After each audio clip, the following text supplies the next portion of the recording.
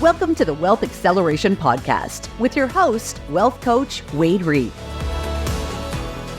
Hey, what is up, Money Masters? It's Wade Reed here for another episode of the Wealth Acceleration Podcast. And today I have another special guest for you. His name is Dr. Matt Markel. Matt, how are you doing today? Hey, Wade, it's great to be here. I am living the dream. Oh, living the dream. Okay, whose dream is that?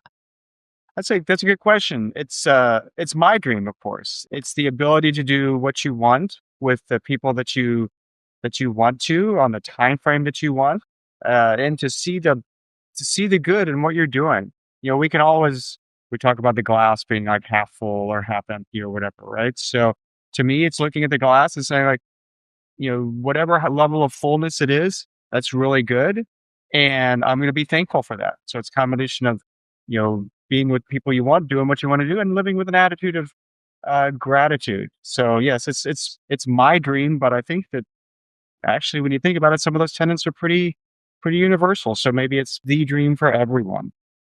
Hey, I love that. Yeah. Now, what I find most commonly is there's a cliche in that I'm living the dream, as if it's like a universal dream, like maybe wealth and power and fame and fortune and, you know, the nicest house, the nicest car, whatever. And oftentimes I push back on that question when people ask it or say that to me, and I say, okay, well, whose dream is it? And they go, oh, and they're like really thrown off, but you weren't thrown off by that, which I loved. So guys, the dream, it's really powerful to think about what that means for you. So as we begin this podcast, we want you to have that in mind. Whose dream are you living? Have you actually chosen to live your dream? Have you thought about what that is? Have you given yourself permission as an adult to step back and think about what it is you actually care about? We've been living other people's dreams, actually, and we're often employed by other people. Even our customers, if you're a business owner, might be telling you what they want, and you're trying to just do what they tell you to do in your church life, in your home life, in your communities. You might be acquiescing to other people's stuff. And I know I'm a dad, and oftentimes I'm acquiescing, or I'm giving up some things that I care about for the betterment of the family, for my spouse, for my kids. I don't think that's uncommon or wrong, but I do think it's important that we take a step back and have a chance to dream like we did when we were kids, to think big, to have something powerful to look forward to in our lives. And as we talk today, Matt, I want to make sure that we address some practical things related to that, and recognizing that it's not just those who are in positions of power in large businesses or owners of corporations or leaders of organizations are the only ones who can have autonomy and live a life that seems to be the dream. So let's talk a little bit more about that. How did you come to the understanding, the way you described it, of what it is to live the dream? You know, as you were saying that, Wade, that just so many things were going through my head that we could talk about on this. You know, one is, so for me personally, it's been an evolution over years and years of refining what matters to me, refining what I believe are the key things, the key important things that I want to have in my life. And just for example, we talk about success a lot, right? People want to be successful, but how many people? I've been wondering, how, you know, for the audience right now, how many people have actually sat down and defined what success means to them? Because living the dream or living your dream and success are very much interrelated. So as we think about what matters to us, we can pattern our life after going after those things that we think are the most important. And we can choose to prioritize those. And we all know the mind works in really funny ways with the unconscious mind and so forth, where you start looking for the things that you want to see, and that you start finding those. So some people say you start attracting those. So that concept of, you know, how to live the life that you want, how to be successful, what really comes down to some hard work that you have to do to define what you want that to be. Otherwise, you'll just continue to spend time living for someone else, or living someone what some authority at some point in your life has told you should do, whether it's your parents or a school teacher or your view of conventional wisdom in society, whatever those things are, you know. And we oftentimes even will think about things that are not really the most inspiring things, but they're the minutia of what we have to get done in the day. No one gets out. I guarantee everybody on your audience, no one gets out of bed in the morning. It's like, today's the day I'm going to pay some bills. No, it doesn't get you out of bed That's in the my morning. favorite thing. Just Yeah, so yeah, I'm going to earn some money today so I can pay some bills. that's the exact opposite thing that I think most people want to do, right? No, we're all driven by something bigger. There is something innate within us that's like the spark. And I think it's been mostly extinguished by a lot of people, or within a lot of people, that is. And I know back in 2010, I was kind of feeling that personally. I was feeling pretty drained in terms of what my future was going to look like. I was still quite young. I was in my late 20s, and I was looking for a career path. And I thought I had found the right topic of career path. I knew personal finance was going to be it. And this was 2005 that I figured that out. And I know most of my audience has heard some of that backstory before, but I had this spark within me that said personal finance is your career path. And I was in a personal finance class in early 2005 that kind of showed me that there was a need for people to learn financial literacy. And I started to study people that I could find. I studied Dave Ramsey. I studied Robert Kiyosaki. I studied T. Harv Eker. I studied Thomas Stanley.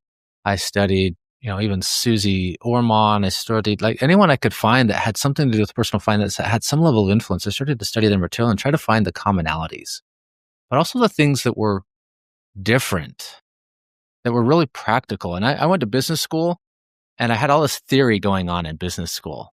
And then I was reading books like Rich Dad, Poor Dad, and I was like, there's practicality and stuff like that. And so I was looking for the real practical stuff. And so over a series of time in 2010, I was like, okay, I'm inspired by this topic, but what does it actually look like to be in a career? Because the only thing I could find was like salesmanship in investments and insurance. But I really wanted to be a teacher, trainer, educator, mentor, coach of some kind. And I was kind of down, man. I was like, what am I going to do? I can't make a living doing this. I don't know a path. And a friend of mine introduced me to a guy who became a friend. His name was Greg, and he became a great mentor for me. And there was a moment where he just asked me a powerful question. What if you let go of the negative things in your life? Like, we're willing to share with me something that you've never shared with anyone else. And I'm like, what do you mean? Like, yeah, like what's a silly little story in your life that you've never told anyone before? I'm like, why does that matter? He's like, dude, just share something. And I trusted this guy enough to share something that for me was really vulnerable. It was a silly little situation in 6th grade. We're all exiting. Like, it was the end of the year. Everyone seemed to have girlfriends. And I was like, I wrote this note to this girl I'd had a crush on since 1st grade, Matt. And I had it passed down. Somebody took it down to this girl. She was, just down at the end of the table. And I see her open it up. And then I see all of her girlfriends laughing. Just hysterically So for the younger members of laughing. the audience, we should tell them that this was before texting, right? Yeah, this was far before texting. Good point. So I'm 43 years old. This was back in like late 80s, I guess, 89, 90, something like that.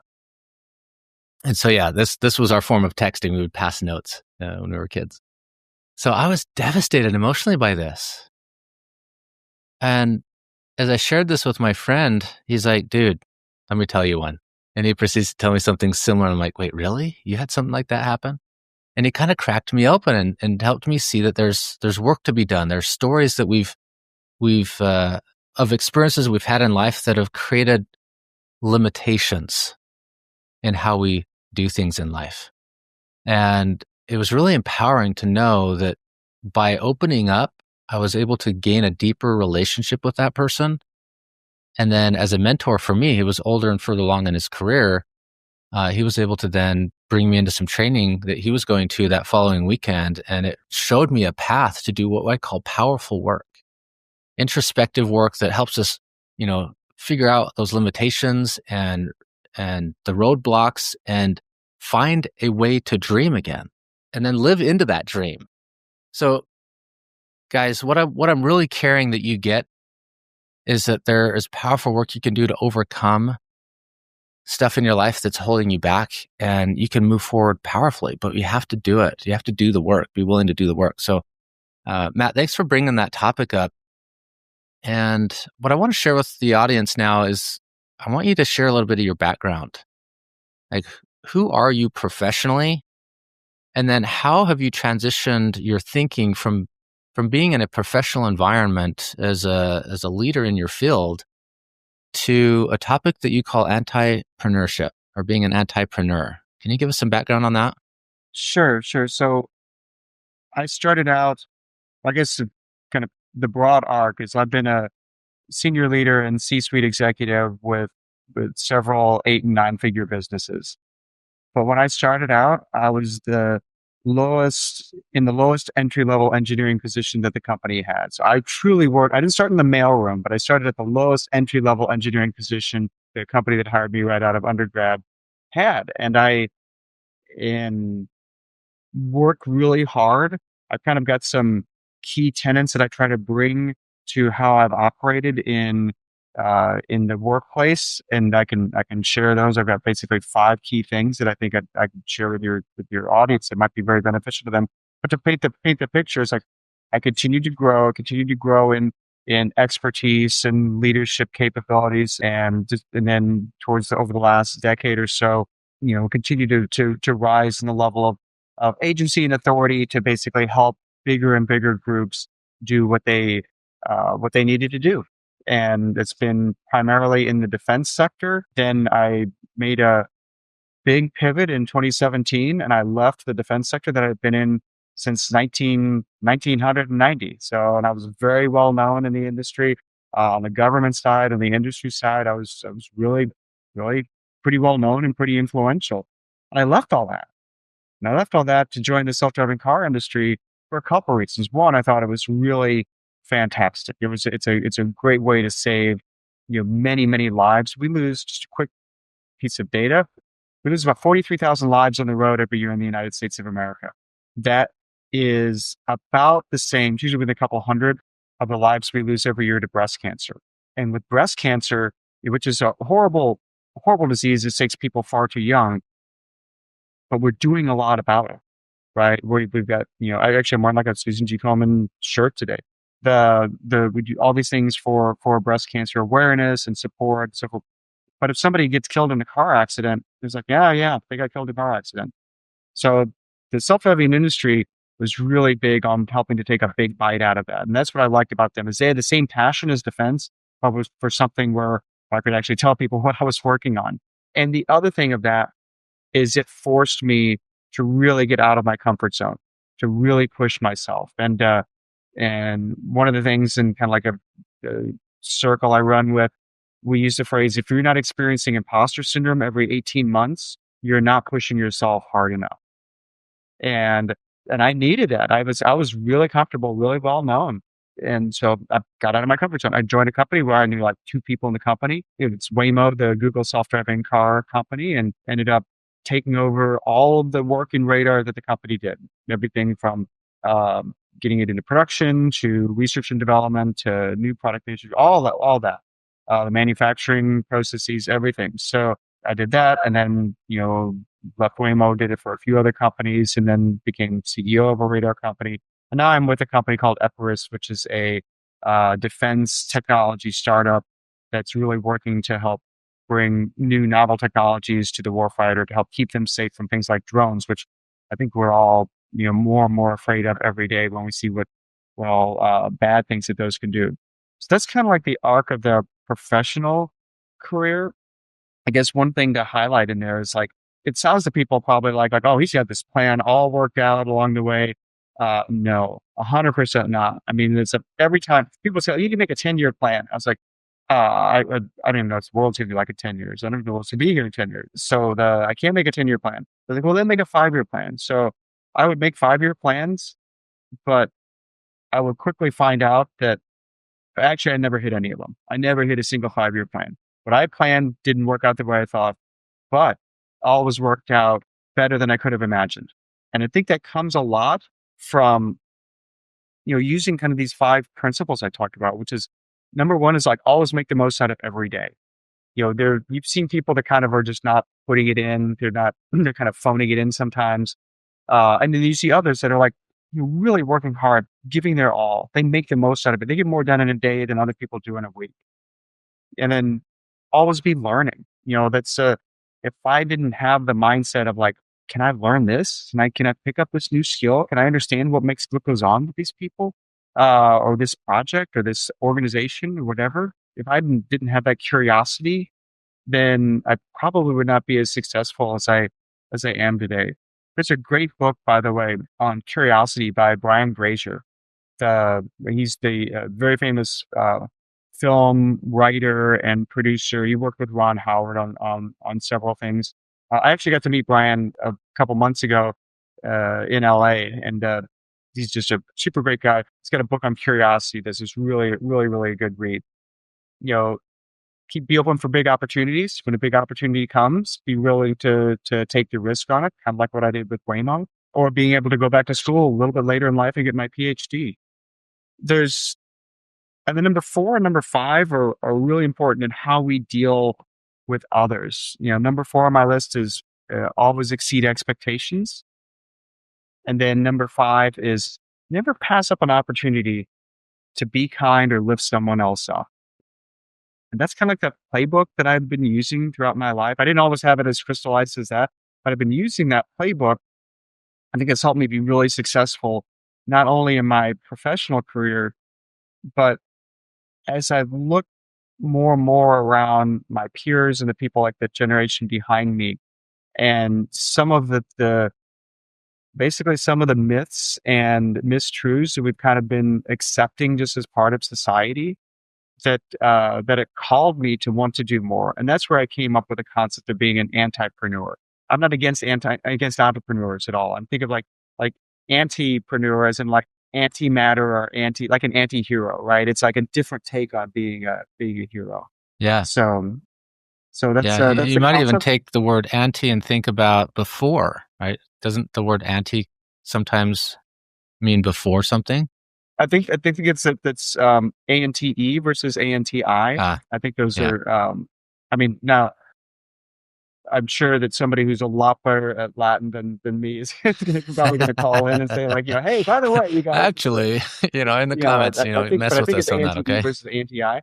But that concept really, really just got me excited to help others, because I see, and I can't say, I'm not going to name names, but I've got some colleagues of mine that are just absolutely brilliant. They are some of the smartest people I've ever met. And I like that, some people say, "Oh, Matt, you're really smart." It's like, no, these guys are like on a different plane. They're super rock star brilliant. But I also know that their financial situation is not great. It's they haven't really planned for what they're going to do. Um, I heard a story of one of them, being laid off from a company, and he was like, "Well, I got to find something to do because I can't not work." So, some people will say that, but it's because that's how they feel validated. But this was, I think, from a money standpoint. So we've got to do a better job of educating people on basically the 2 careers that you need to have. So you need to have the career that you love and enjoy. That's for me, like being an executive, and then being an engineer at heart and being an executive. And then there's the planning for your financial future. And I think those are 2 sides of a coin. Actually, when I'm talking about it, I also, sometimes take a coin and show people the 2 sides. It's like just a simple visual to help remember it. But if you're void on one of the sides, it's going to be troubles for you. If you're void on the career side, just all you think about is money, you're going to lack in validation, and you're going to lack in what is your real contribution to society, which we all want a purpose for that. But if you're lacking on the financial independence side, then it's going to be a really tough situation for you, especially as you get older and you start thinking about perhaps changing your work habits or wanting to retire, or whatever is in your plan. But if you haven't done a good job of planning for your financial situation, then it will be trouble for you. Absolutely. Yeah. In fact, as you bring that up, I was just revising the introduction to the book I'm writing, that I very likely going to call it True Wealth, and getting beyond just the financial wealth, but wealth in all these other areas that we've kind of been talking about today. And my core premise is that anyone can live wealthy on any income. But we have to do what you just described. We have to be financially literate, You have to be willing to take some actions that are just good, healthy actions around anything. I mean, if you're going to be good in your career, there are certain things you got to do to be good in your career. You can't skip things. Otherwise, it doesn't work out. You get fired. In our financial lives, often I think we're too lazy. We think somebody else is going to handle it for us, or that somebody else should handle it for us. And in the end, we just kind of get by. Even though there are many out there making really healthy incomes, they still spend it all. And then they don't have an opportunity when they get laid off, or if there's a good opportunity to go to the next thing, they just don't have the resources to even bridge the gap of 2 to 3 months without income. Have you seen That's stuff like that exactly. too? Yeah, exactly. That's in the Anti-preneur book I've got coming out later. I think it comes out like the end of June, early July, and I'm still working through some of the details on how to on how where that's going to be available and stuff. But if you go to anti-preneur .com, anti-preneur.com, and sign up there, it takes like 2 seconds. Like your name, email, I think maybe phone number, something like that, and name, email, phone number. Just put in there, then I'll send you updates on like when it's going to be available and how to get the book and stuff like that. But you're mentioning, Wade, are like just so many kind of myths and mistruths that we've been told over the years. We've been conditioned to think, so there's good business people and bad business people, right? Good business people are focused on top line numbers like revenue. I need more revenue. I need more revenue. That's bad business people. Good business people are focused on the bottom line numbers. What are the assets I'm creating? Look at a balance sheet, right? That doesn't, the balance sheet at the end is like, focuses on the assets. What are the assets that this business has? And the, in just like with people too, we get so focused on salary. So like, oh, I'm going to make 100 grand this next year. I'm going to make 150 grand or whatever the number is for you. You have 200 grand. So and then you start thinking like, well, if I don't get a raise of like 200 to get 210 grand, then I'm going to quit. Really? Really? That's when you should be thinking about wealth and assets, like a good businessman. Because business people think about wealth and assets. Bad business people think only about top line revenue. So sharing those types of insights, I think, are just, actually, when you think about it, and this is something you can maybe consider for your book, there's like a foundation that we can bring to understanding a new way of thinking about how to deal with our lives and with our finances. Like number one, I think basic financial literacy is teachable, right? We teach it in high schools. I think we all kind of agree about that. Number two is, and this is exactly what you were just saying, so I think you really resonate with this. You can become wealthy in your career without having to quit and start your own business. And we all know several famous examples of that, right? Like football player Tom Brady. He made so much more on the field. People think all these stars that they make all these endorsements. He made a lot more on the field, which is his W-2 job, than he made off the field during his NFL career. Or folks like business leaders like Tim Cook and Mary Barra from Apple and General Motors. They're employees, but they become wealthy. They become actually really, really wealthy, but they become wealthy by working for someone else in their career that they love. And those are famous people though, but there's so many more that like you and I probably know but then like, yeah, he's not famous. No one knows who he is. He's become, just like you said, he's become wealthy in his career. And the third piece, wealth creation, is teachable. And I think that's one of the things that we can really help people also. It's one thing to convince them to get to the point of like, yes, I want it. The next thing is like, how do we teach wealth creation to people? Using skills of investors and entrepreneurs, like smart strategic use of credit and real estate, private equity, strategic joint ventures, arbitrage, tax optimization, asset protection, kind of like those sorts of things. We can teach that. Those are teachable skills. So that's the foundation. Absolutely believe all of that. And I think that's when we talked a few weeks ago and we're just kind of getting to know each other, and we kind of stumbled into this topic probably because of my background. And you're like, oh, this dude made this introduction to us. So let's see if we can find some common ground. And we did. And there's so many things about what you just described is exactly what I've been up to in my career. I absolutely believe anyone can become financially literate and develop a high financial IQ. And it doesn't have to be complex. I also believe and have seen that you can be wealthy on any income. In fact, one of my mentors, he wrote this little book, Financial Freedom, Finding What Works for You. It's a really small read, but the premise in there is basically what we're just saying. But he also shared this interesting little story of a woman that he had been advising, coaching, kind of guiding in her financial life. And she was retired. Her husband had passed away. And she came to him one day and she said something to the effect of, "What do I do with all this money?" He's like, "What do you mean all this money? You're living on Social Security." She's like, "Yeah, I've got an extra $1,000 a month I don't know what to do with." Wait, what? You're living in such a way that you have extra money to play with? Like do something with? Yeah, I do. I just don't have a lot of needs in my life at this stage. I don't have places I need to go. I don't have nice cars I need to drive. Like I'm fine. I'm comfortable with the life that I'm living and I have some extra money. What should I do with it?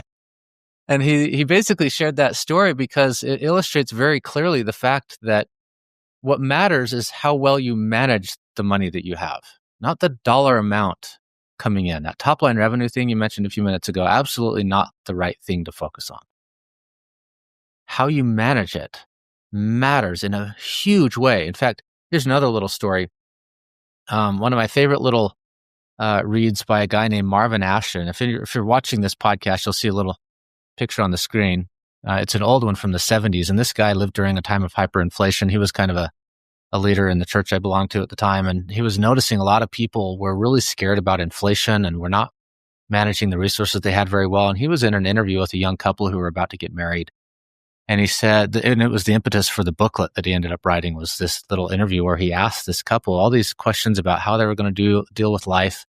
And one of the questions just shocked him. He asked them, who's going to manage the financial affairs of the family? And they each look at each other. Well, I guess he is, or I guess she is. And they hadn't actually had the conversation about who's going to manage the finances for the most part.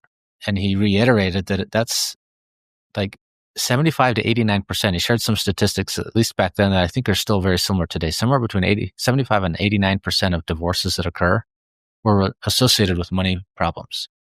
And it's a matter of financial IQ and having some systems for managing money in an effective way and having an open dialogue. In fact, as we were talking about earlier in the podcast, the vision for our future, if we have an individual vision, and then if you happen to be married, if you have a shared vision with your life partner and you guys agree to that, then the decisions around money are guided by something powerful, a dream, a vision for your future that you can live into. And then it's a matter of just learning some new skills. And then you use some pretty big terms that not everyone's familiar with, like private equity and whatever else. I mean, there were a lot of things, and I'm familiar with those, but a lot of people are not, but they're learned, right? I think the first thing we need to learn, the fact that there are things called assets and liabilities. Assets are things that we own, like the desk that I'm sitting at, the house that I'm sitting within, the cars that I drive. Those are things I own. Bank accounts are things that you own. If you have investments in brokerage accounts, those are things that you own. If you have 401k or IRA, those are things that you own, but you're now a partnership with the IRS that then determines certain drawbacks and benefits. And mostly you're invested in the stock market if you're in any of those things. And that's what most people are familiar with, is stocks, having ownership in a publicly available Public equity. Yep. stock, right?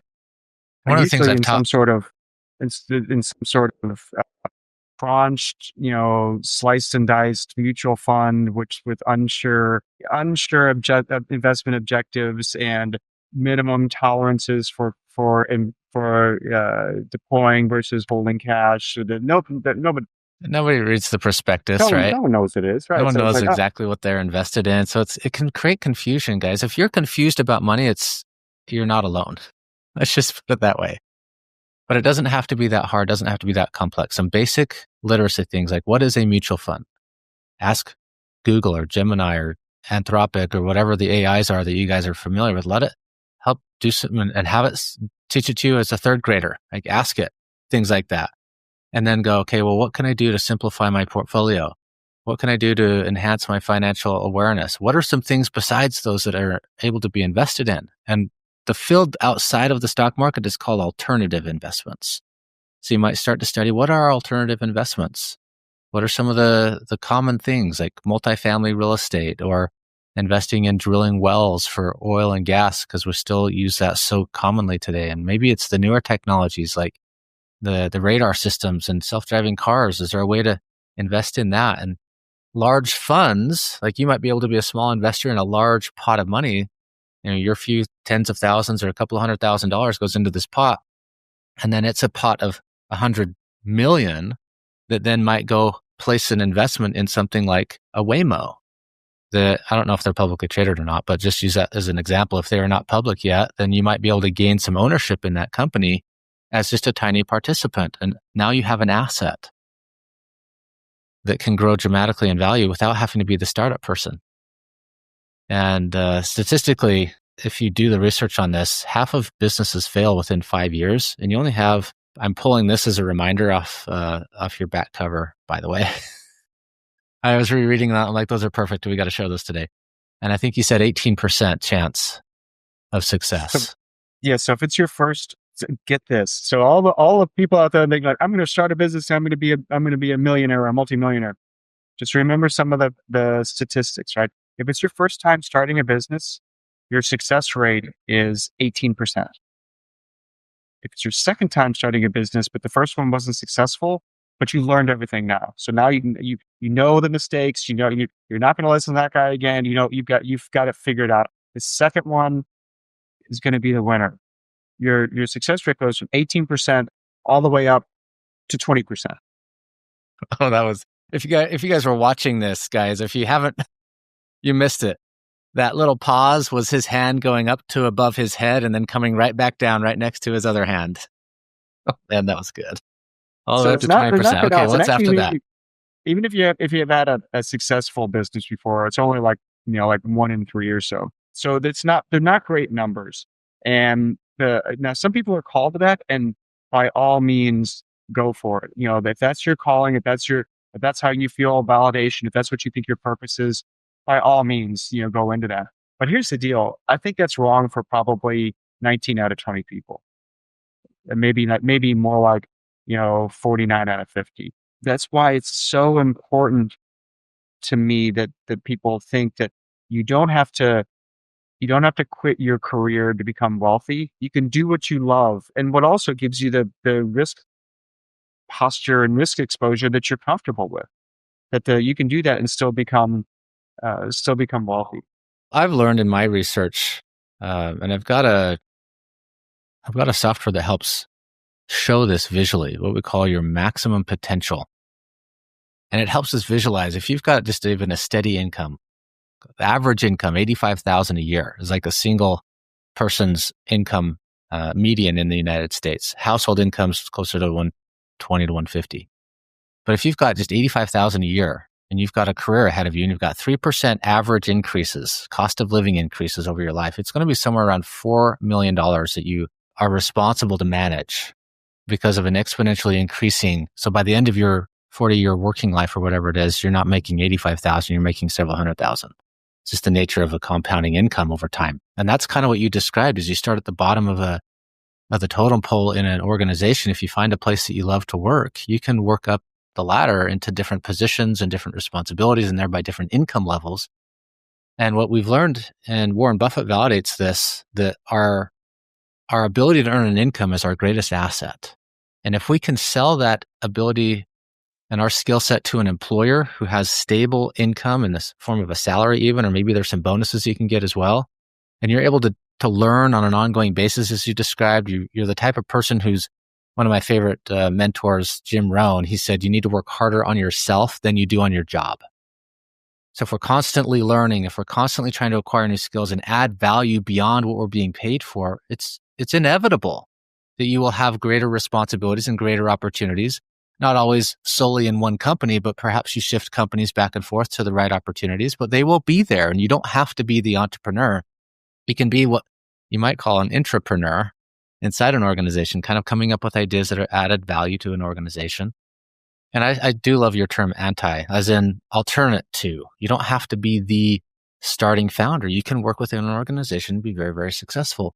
And Warren Buffett, I came across a quote from him where he said something to the effect of, I'll take any college graduate and I'll give them $100,000 today in exchange for 10% of their future earnings from this day forward.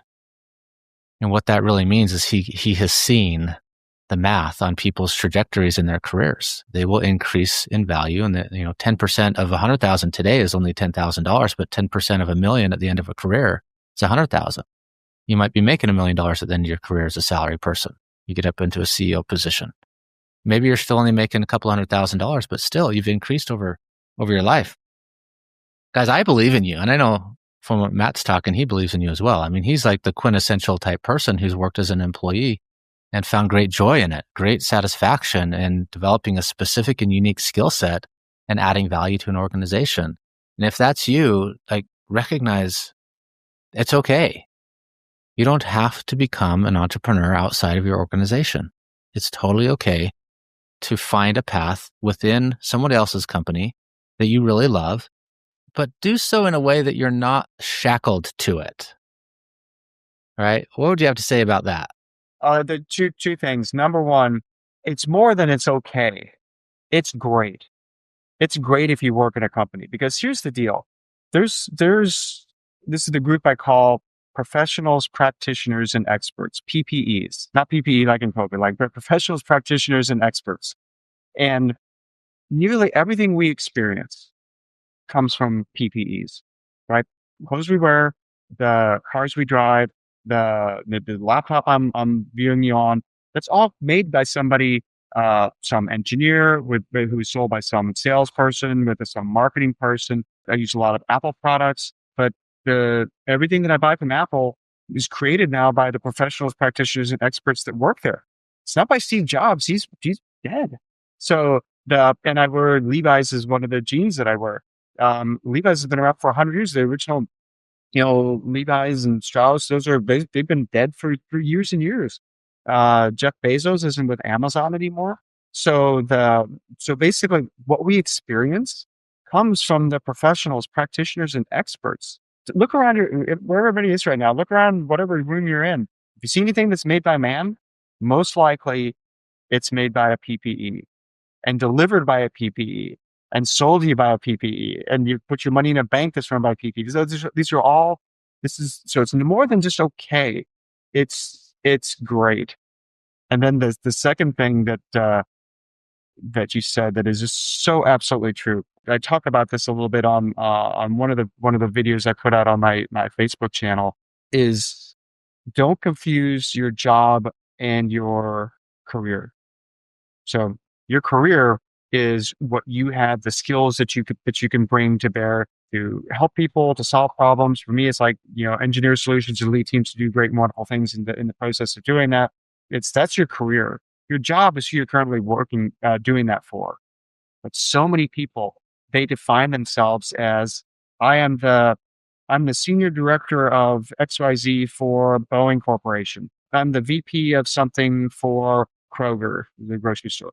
So they tie their validation to the particular job that they have. But that's not really that's not the way to do it.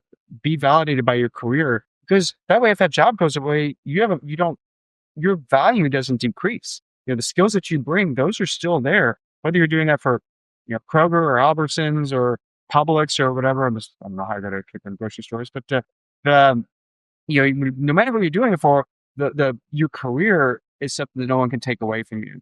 But your job, that has an aspect of vulnerability, either on your side or on the economy side or on the employer side or whatever. So marketable skills, I think, is what you're getting at. And for young people, like I've got a daughter who's 19, son who's 18. If you're younger on that end and you're kind of getting into your career path, it's really about finding ways to learn marketable skills, things that can be yours to keep, that you can transfer to different organizations in order to be paid for adding value to their organizations based on those skills you've developed. Some of it's highly technical if you're an engineer. Some of it's more maybe administrative and you're really skilled at leading people, or maybe you're really skilled or learn the skill of some sort of trade. I love that we as people can have our own paths no matter what it is. And I believe we are all, in a sense, business owners, but it's the business of ourself. If you can see yourself, if maybe you're not going to be the entrepreneur who's out there doing the tech company, maybe you're the entrepreneur or the anti-preneur who's going to be the business of me. And would I buy stock in me? If I looked at who I am as a person, am I developing my skills? Am I becoming better every day? Am I adding value more than what I'm taking from society and from my employer? Am I lifting people up out of difficult situations and always doing something good in the world? Would I buy stock in me? Am I showing up as the type of person I would be willing to, like, if I'm going to buy stock in Tesla or Amazon or whatever, we see them as valuable because they do all these cool things. If you look at yourself in the mirror, are you the type of person that you would want to invest stock in? If not, I invite you to become that type of person, to start to work harder on yourself than you are on the job that you're doing today. And as you do so, you'll have a greater sense of self-confidence, you'll have a greater sense of self-worth, and that will show up in how you deliver value in your organization. And you may find that you are selected out because you're no longer the peon working for somebody who's oppressing you, but you're choosing to be in a position of power in your life, which then you can go find a job in a different organization with those marketable skills you have that's highly valued by another organization. And then as the money flows in from that, likely a higher income than you were receiving before, if you manage it well, you'll be able to acquire hundreds of thousands and ultimately millions by managing it properly. It's really, let me finish that story about the maximum potential. It's really about how much percentage of that income we keep, because as that exponential growth happens, most of us spend the same amount. We call that lifestyle creep. As our income increases, our expenses increase at the same level. If we can keep our lifestyle relatively similar to what it is today, but we have increases over years, if we have a system for capturing that, that's what makes all the difference. It's not a rate of return in an investment. It's the fact that you're keeping a good chunk, ideally 15 to 20%. But if you're not there, 5% is great. Go to 6, go to 10, go to 15. That will automatically happen if you're keeping your lifestyle relatively similar while your income increases over time. So, Matt, I really appreciate your time. I want to give you a chance to share any last principle or practical takeaway that you want to leave the audience with today. I think that we've covered just so many great topics here today. This is almost like a master course in getting your life set on the right vector. At the end of the day, it's your life, right? I think that the things that we're talking about here, the teachings that we're bringing, are ways that can help you get out of some of the conventional wisdom traps that so many people fall in. Lifestyle creep is one of them. Just even the incessant marketing for more and more stuff to buy that you probably don't need, but somehow you conflate with what success is because you haven't defined what success is to you. So you think, well, that new phone, that's how I'll be successful. Or as soon as I get this new TV, or as soon as I get this new car, or a second car, a house, or a bigger house, or whatever.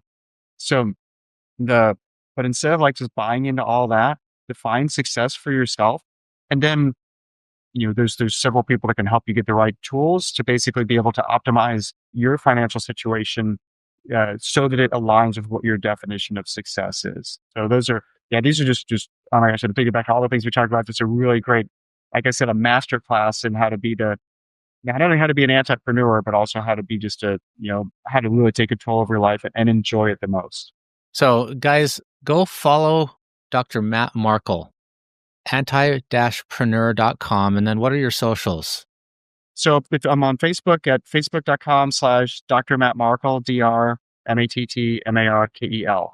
That's the best way to get to me on there. I'm also on LinkedIn. I'm the only Matt Markel that looks like me on LinkedIn. So if you follow me on LinkedIn, you can see lots of cool things, a little bit more on the techie side there, but on the Facebook right now there's a lot of content I just put out there just to start giving something back. So you can go back and look at the previous videos and previous discussions that we've had on there, and it's follow that. It'll be lots of good stuff there. And then definitely make sure you sign up at anti-preneur.com so you can find all the insights on the book. And I kind of give away a lot of stuff for free just because I want people to learn it. So if you follow that on that, you might get a lot of free other resources as well. Actually, I know you're going to. It's very cool. Need to put all that in motion, but yeah, it's going to be really great, and ultimately, help build a community of people who see the world like this. Folks like Wade and folks like me who can help you really help you on the path to share what we've learned and learn from you as well. Love it.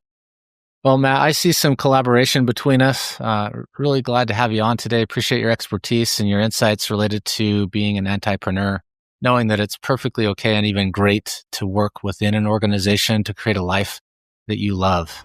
So guys, we'll see you in the next episode. Take care. Thanks for tuning in to the Wealth Acceleration Podcast. We hope the insights from today's episode help you streamline your finances and grow your wealth stress-free.